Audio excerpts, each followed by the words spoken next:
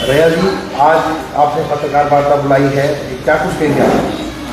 सबसे पहले आप सभी को धन्यवाद। हमारे जितने भी क्षेत्रीय पत्रकार हैं, आप लोगों की बदौलत हमारी जो क्षेत्र की समस्या है वो प्रदेश स्तर तक पहुंचती है, राष्ट्रीय स्तर तक पहुंचती है। उसके लिए सभी स्थानीय पत्रकारों का मैं धन्यवाद करना चाहता हूं। ये जो आप लोगों के साथ में आज बैठा हूं, ये गजा क्षेत्र में मैं 3 दिन के भ्रमण में था और इस 3 दिन के भ्रमण में गजा क्षेत्र में कुछ समस्याएं जो हमने देखी, उसको लेकर के जो तत्काल समस्या, जिसकी बहुत गंभीर समस्या थी, जिसका तुरंत निदान होना आवश्यक था, उसको लेकर के हम गजा में तहसील में हम धरना पर बैठे और सभी अधिकारी वहाँ पे उपस्थित रहे।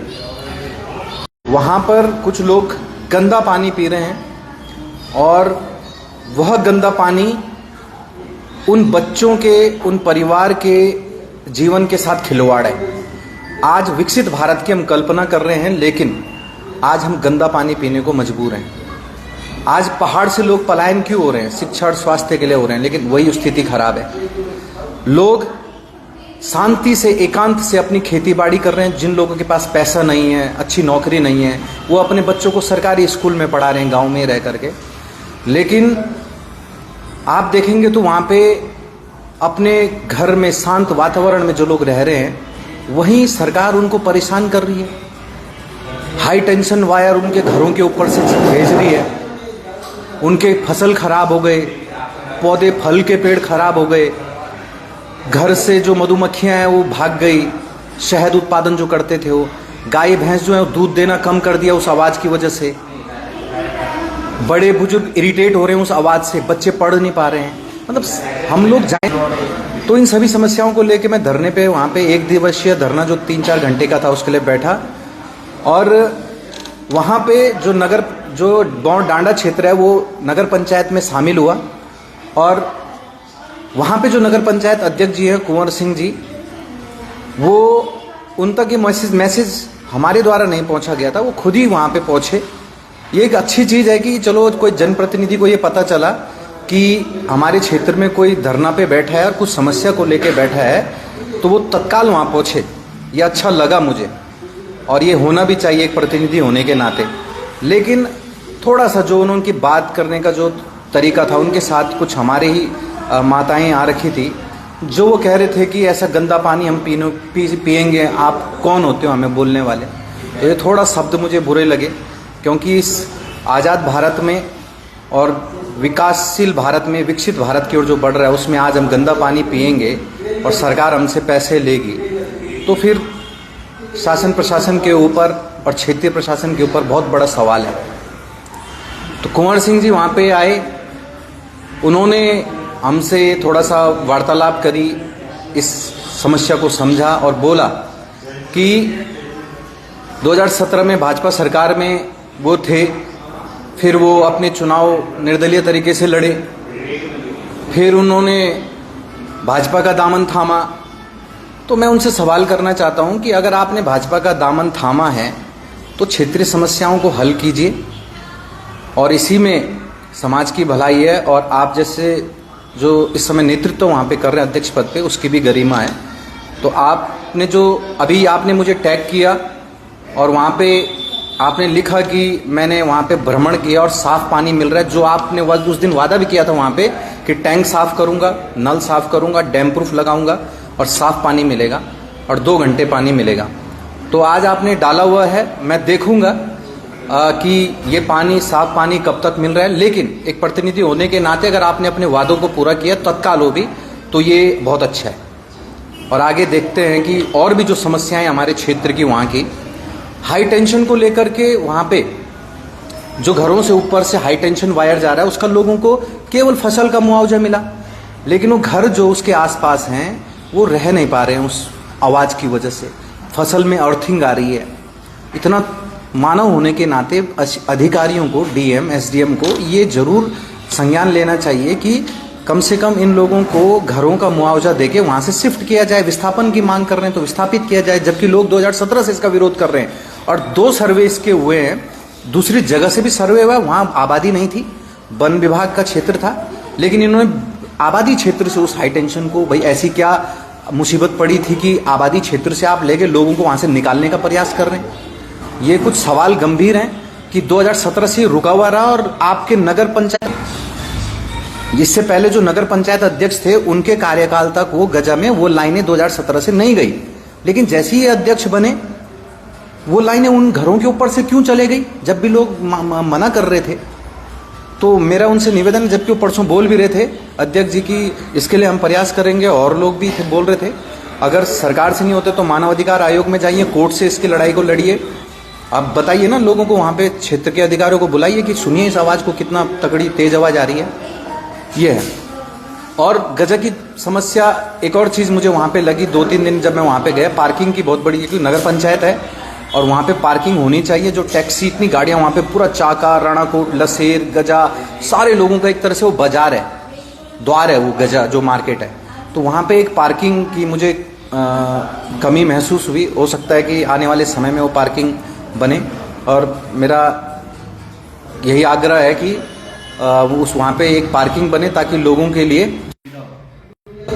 इसके साथ ही 20 तारीख को हम लोगों का वहाँ पे एक आंदोलन भी है, एक धरना भी है, जो कि स्थानीय जो अस्पताल है वहाँ पे, जो वहाँ पे हॉस्पिटल है, उसमें एक्सरे नहीं है, अल्ट्रासाउंड नहीं है, गर्भवती महिलाओं के लिए प्रसव की सुविधा नहीं है। इतना बड़ा बिल्डिंग बना दिया, लाखों करोड़ों रुपए खर्च कर दिए, लेकिन उस बिल्डिंग का क्या फ़ायदा जब वहाँ पे कोई सुविधा ही नहीं है। केवल हमने केमिस्ट शॉप खोल के रख दिया है, ये केवल हैं, बाकी कोई सुविधा ही नहीं है। तो ये सारी चीज़ें वहाँ पे देखी जाएगी, और उसके लिए हम लोग प्रयास करेंगे। कुछ बच्चे वहाँ पे जो इंग्लिश मीडियम स्कूल है, 10वीं के बाद 8वीं के बाद वो बच्चे कहाँ जाएंगे? अगर वो साइंस साइड लेना चाहते हैं, कॉमर्स लेना चाहते हैं, उनको पलायन करना पड़ेगा उस क्षेत्र से। वैसे ही लोग पलायन करके शहरों में पढ़ाई के लिए जा रखे हैं, लेकिन अगर गांव में अच्छे स्कूल, अटल उत्कृष्ट विद्यालय खुला है, तो अटल उत्कृष्ट विद्यालय का मतलब उसमें सारी सुविधाएं होनी चाहिए, हर विषय होना चाहिए। तो उस अटल उत्कृष्ट विद्यालय का तभी फायदा है। केवल अटल उत्कृष्ट के नाम पे बजट खर्च करना, ये कोई अच्छा विज़न नहीं है। तो उस पर काम करें। कॉमर्स विषय वहाँ पे तत्काल कॉमर्स का पद सृजित हो, कॉमर्स विषय सृजित हो, बच्चे कॉमर्स लेना चाहे तो वहीं पढ़ें, वहाँ से पलायन न करें। आज गजा में हजारों बच्चे किराए पे रहते हैं इंग्लिश मीडियम स्कूल की वजह से, और इंटर कॉलेज की वजह से, पॉलिटेक्निक कॉलेज की वजह से। तो जब सारी सुविधाएं वहाँ हैं तो बिल्डिंग मात्र न रह जाए, उसमें शिक्षा भी उपलब्ध हो, वहाँ स्टाफ भी हो। वो बिल्डिंग हमें चाटनी नहीं है, उस बिल्डिंग में सुविधाएं होनी चाहिए बच्चों के लिए, उनमें स्टाफ होना चाहिए। तो इसी चीज़ के लिए हम लोग आंदोलन करेंगे। और ये मंत्री जी की विफलता है, साफ साफ सुबोध उनियाल जी की विफलता है कि जहाँ उन्होंने कंक्रीट की जो बिल्डिंगें खड़ी कर दी ताकि उनके लोगों को ठेका मिल सके, उनके लोगों को कुछ काम मिल सके, लेकिन वो बिल्डिंगें आज धूल फांक रही हैं। उन बिल्डिंगों में आज पर्याप्त स्टाफ नहीं है, उन बिल्डिंगों में सुविधाएं नहीं हैं। कुछ बिल्डिंगें ताला लगे हुए हैं, कुछ बिल्डिंगों में सड़ रही हैं। जल्दी आप लोगों के बीच में ऐसी कई बिल्डिंगों का हम खुलासा करेंगे कागजों के साथ। भैया जी, आप युवा प्रकोष्ठ के केंद्रीय महासचिव है, तमाम लोग आपको अपनी समस्याएं बताते होंगे, तमाम युवा आपसे जुड़े हुए हैं। आप क्या कारण मानते हैं कि जो तमाम जो क्षेत्रीय मुद्दे हैं, तमाम जो पहाड़ों के मुद्दे हैं, वहाँ विकास नहीं हो पाता? देखिए, ये एक विजन की कमी है। जब कोई विधायक, जब कोई नगर पंचायत अध्यक्ष कोई भी चुनता है, हम लोग आम जनता उसको चुनते हैं, तो हम यही उम्मीद से चुनते हैं कि हमारे मूलभूत चीज़ें पहले पूरे हो। और जब ये विधायक चुन के चले जाते हैं, विधानसभा में पहुंचते हैं, तो ये हमारे क्षेत्र की, हमारी समस्याओं की बात नहीं करते हैं वहाँ विधानसभा में, वहाँ जाके हमारे लिए कानून नहीं बनाते हैं। तो ये इनका फेलियर है। ठीक है, ऐसी नगर पंचायत अध्यक्ष हो, नगर पालिका अध्यक्ष हो, इनको आपने देखा ही है कभी? मैं आप लोगों से इस वीडियो से पूछना चाह रहा हूँ, क्या आपने कभी विधायक को आप लोगों के बीच में आकर के डिस्कशन करते हुए देखा है कि आओ दोगी पट्टी के लोगों यहाँ पे मीटिंग करते हैं, आओ गजा क्षेत्र के लोगों यहाँ मीटिंग करते हैं, आप बताइए आपको सबसे पहले क्या जरूरत है, उस पर काम करते हैं? कभी आपके बीच में आके आपके अनुसार, आप लोगों के अनुसार कोई नियम बनाया इन्होंने? उस पर काम किया इन्होंने? ये अपनी मनमर्जी से जो हमें चाहिए नहीं वो थोपे जा रहे हैं, जो हमने मांगा ही नहीं वो दे रहे हैं। लेकिन जो हमें चाहिए, फिर इतनी बड़ी फेलियर। सोचो 25 साल हो गया उत्तराखंड बने और पानी के लिए हम आज तरस रहे हैं, और सड़कों के लिए हम तरस रहे हैं, शिक्षा हमारी बहुत बुरी दुर्दशा हो चुकी है, अस्पताल हमारे लिए बहुत बुरी दुर्दशा हो चुकी है। और आप देखते होंगे हर साल लाखों करोड़ों का बजट ठिकाने लगा दिए जाते हैं। तो ये विजन की कमी है। ये विजन तभी बदलेगा जब आप इन 20, 15, 25 सालों से जो राज कर रहे हैं आपके क्षेत्र में, आपके विधानसभा में, आपके प्रतिनिधि बन के, जब आप इनको हटाओगे, क्योंकि इनकी सोच पुरानी है, इनके तरीके पुराने हैं, ये अपडेटेड लोग नहीं हैं। इन्होंने केवल भ्रष्टाचार किया है और इनके भ्रष्टाचार की जड़ें बहुत गहरी हैं, और ये केवल अपना पेट भरने तक सीमित है। इसीलिए पहाड़ आज इस दंश को झेल रहा है। लेकिन परिवर्तन होगा। हम उत्तराखंड क्रांति दल जल, जंगल, जमीन और जनमानस की लड़ाई लड़ रहे हैं, और इसको सड़कों से लेकर सदन तक लड़ेंगे। और सरकार जब बनेगी तो लोगों के हितों और मूलभूत सुविधाओं पे सबसे पहले काम होगा। ऐसे खाली बिल्डिंगें खड़ी नहीं होंगी। भैया जी, तहसील गजा के अंतर्गत ग्राम सभा कटूर हुआ, ग्राम सभा बैचोली हुआ, तमाम जो ग्राम सभाएं हैं जहाँ पर कुछ अन्य राज्यों के लोगों ने जमीनें खरीदी हैं, तमाम बार लोग उनकी कंप्लेंटें भी डालते हैं। कभी लोगों के रास्ते बंद हो जाते हैं, कभी कुछ हो जाता है, लेकिन उस प्रकरण पर कोई कार्रवाई नहीं हो पाती। क्या कारण मानते हैं? कारण सीधा सीधा है भाई साहब कि ये जो जमीनें बिक रही हैं, ये सब इन सरकार में बैठे हुए लोगों के ही लोग हैं। आप देखिए ना, इतना बेकार भू कानून है, इतना कमजोर भू कानून है कि आप योजना के नाम पे, परियोजना के नाम पे हजारों नाली, कई सैकड़ों नाली जमीन पहाड़ की खरीद ले रहे हैं। और उसमें आज जितनी जमीनें बिकी होंगी, मैं आपको बता रहा हूं, हकीकत, ये आंकड़े हैं मेरे पास। आज उन जितनी जमीनें उत्तराखंड में बिकी हुई हैं, उन जिन वजह से उन लोग आज 30% भी उन पे काम नहीं हो रहा है। 30% भी जमीनों पे जिस परियोजना के लिए ले रखे हैं उस पे अभी तक काम नहीं हुआ है। अगर वो काम हो जाए जिस परियोजना के लिए उन्होंने ले रखे ना, तो रोजगार वैसे भी बहुत जनरेट हो जाए।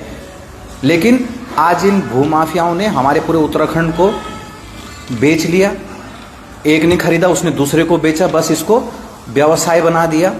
और बस हमारी जो उत्तराखंड की भूमि है, हमारी जो धर्म नगरी है, देवभूमि है, इसको बेचने का काम कर रहे हैं। इसकी संस्कृति के साथ छेड़छाड़ करने का काम कर रहे हैं। जो यहाँ की मान्यताएं, जो यहाँ की संस्कृति हैं, उसको ख़त्म करने का प्रयास कर रहे हैं। इसको भी गोवा और दिल्ली बनाना था, तो फिर देवभूमि पे इतना, इसके नाम पे, धर्म के नाम पे इतना वो क्यों किया जा रहा है, नौटंकी क्यों की जा रही है? भैया जी, आप तमाम क्षेत्रीय मुद्दों को उठाते रहते हैं, जोगी पट्टी हो, भरपूर पट्टी हो, अब आप तहसील गजा में दे रहे हैं। क्या संदेश देंगे आप तमाम तहसील गजा की सम्मानित जनता को? देखिए, मैं पूरे नगर विधानसभा की जनता को एक निवेदन करना चाहूँगा, आग्रह करना चाहूँगा और संदेश भी देना चाहूँगा कि आप अपने अधिकारों के लिए लड़िए, आवाज़ उठाइए, और हम लोग आपके साथ हैं। पूरा यूकेडी आपके साथ है, यूकेडी परिवार आपके साथ है। अब उत्तराखंड की एक एक संपत्ति में जिन्होंने अपने अधिकार जमा रखे हैं, जिन्होंने कुंडली मार के बैठे हुए हैं इन कुर्सियों में, उनसे सवाल किया जाएगा। जब एक प्रधान से, एक वार्ड मेंबर से, किसी भी पंचायत से जब हम दुनिया भर की सवाल करते हैं, उनसे लड़ते हैं, झगड़ते हैं, तो ये विधायक हैं, सांसद हैं, इनसे क्यों नहीं आप सवाल करते हो?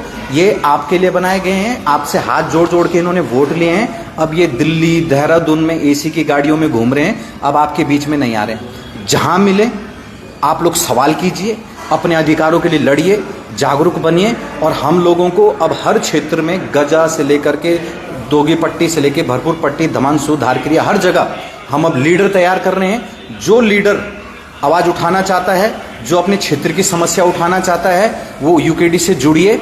आपको पूरा यूकेडी संगठन समर्थन देगा, आपकी ताकत बन के खड़ा होगा। आप लेकिन सवाल करना सीखिए अपने प्रतिनिधियों से। भैया जी, 20 तारीख आपका धरना प्रदर्शन है गजा में। अगर जो तमाम जो मुद्दों को लेकर आप बैठ रहे हैं, अगर आपकी मांगे नहीं मानी जाती है, तो आगे का आपका क्या रहेगा? देखिए, मैंने धरना से एक चीज़ जरूर सीखा है कि धरना ही काफ़ी नहीं है। हम लोगों का ये बहुत पुराना तरीका है। आज के डेट में कानूनी लड़ाई लड़ना भी जरूरी है। अगर धरना से समाधान नहीं निकलता है तो हम लोग साइड बाय साइड कानूनी लड़ाई भी लड़ेंगे, कोर्ट की लड़ाई भी लड़ेंगे और ऐसे भ्रष्ट अधिकारियों और ठेकेदारों के खिलाफ कोर्ट में केस भी डालेंगे और इन लोगों को छोड़ेंगे नहीं जो हमारे लोगों के अधिकार छीन रहे हैं और अपने घर बन रहे हैं।